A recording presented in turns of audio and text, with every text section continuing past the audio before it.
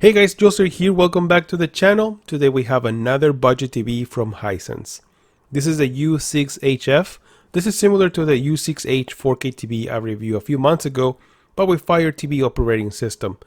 It is loaded with ULED and QLED technologies to enhance color, contrast, and brightness. Local dimming with 32 dimming zones for better black levels and contrast. It is rated at 600 nits of peak brightness. It supports Dolby Vision, Dolby Atmos, HDR10, HDR10 Plus, and EARC for high-resolution audio. The 50-inch model sells for $350, and the 58-inch model, which is the one I have, sells for $470. So let's see if this TV is worth your money. Let's do this. Setting up the TV, it's easy. The legs require a Phillips screwdriver and they go at each end of the TV.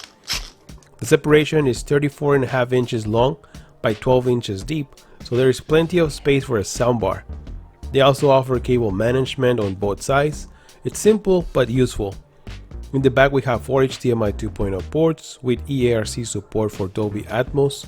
We also have an antenna, audio and video, one USB port, LAN for internet, optical audio, and headphone jack. On the other side we have the power connector, which is detachable, and there is also VESA support for wall mount. Overall, the whole TV is made of plastic and is thicker than other models that I have reviewed, but it feels solid and good quality.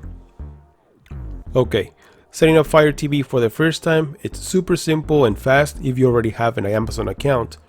Once I connected to my Wi-Fi, I went for the full experience option, which gives me access to live TV, thousands of streaming apps, movies, games, and Alexa voice command. Then I used the QR code for faster access and restore my Fire TV apps from my Fire Stick, and voila! I was ready to watch anything I want. Well, I just needed to wait for the apps to download, which only takes a few minutes. I feel familiar with the Fire operating system since I use my Fire Stick on my projectors, and I like how fast and reliable it is.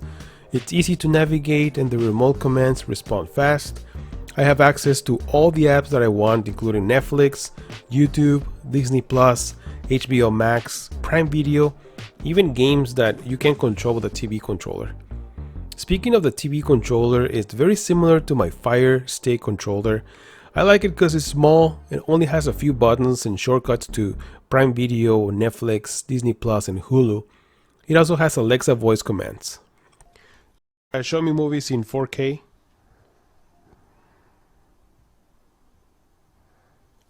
Show me movies with Tom Cruise.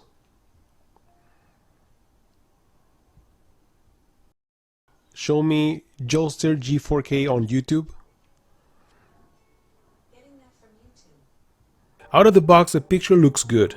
Colors are well balanced and look natural depending on the picture settings. There are 4 different picture presets available, or you can customize yours to your preference. I normally pick movie because colors are well balanced and look more natural for movies, but if you want a little bit of more saturation, I will go for standard. Fortunately, this TV has so many adjustments to choose from, including gamma, local dimming, dynamic contrast, contrast enhancement, the banding filter, skin tone control. I mean, for a budget TV, this is very good. It reminds me a lot of the Hisense U6H, which has excellent picture for the price. HDR content also looks very good. Even though it's limited to 600 nits of peak brightness, highlights do stand out. Colors look vivid and picture looks sharp. I was very surprised to see such a good picture from a budget TV. What I didn't like is the contrast and black levels. It seems that in HDR, the white levels are lifted and local dimming helps reduce blooming, but not entirely. There is noticeable blooming in dark scenes, especially at an angle. Keep in mind that there are only 32 dimming zones available, so don't expect contrast to be excellent. Blacks are more like dark gray. In my recommendation is to sit down right in front of the TV because off-angle colors shift and blooming is more noticeable. For lower resolution content, this TV does a good job. 1080p looks sharp, similar to 4K.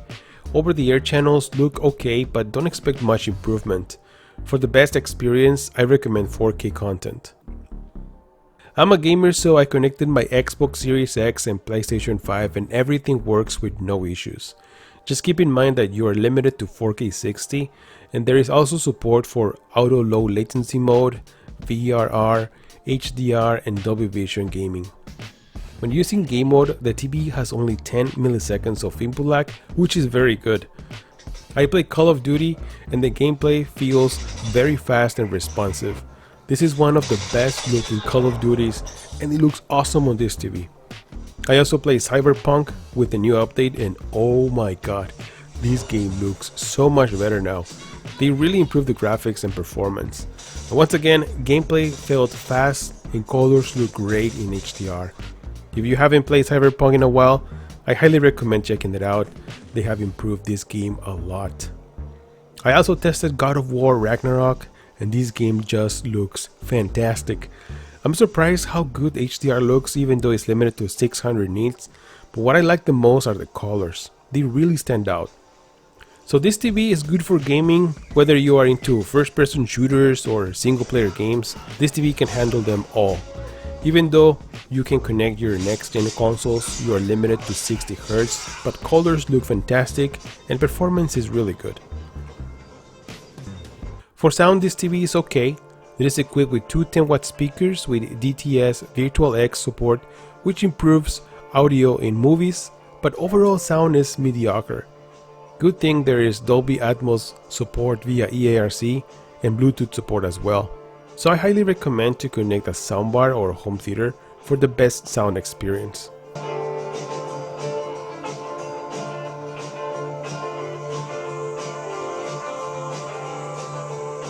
Now, as I mentioned before, this TV looks very similar to the U6H, so I thought of making a comparison between them to see which one is the better option, and to be honest, pictures on both of these TVs look very good.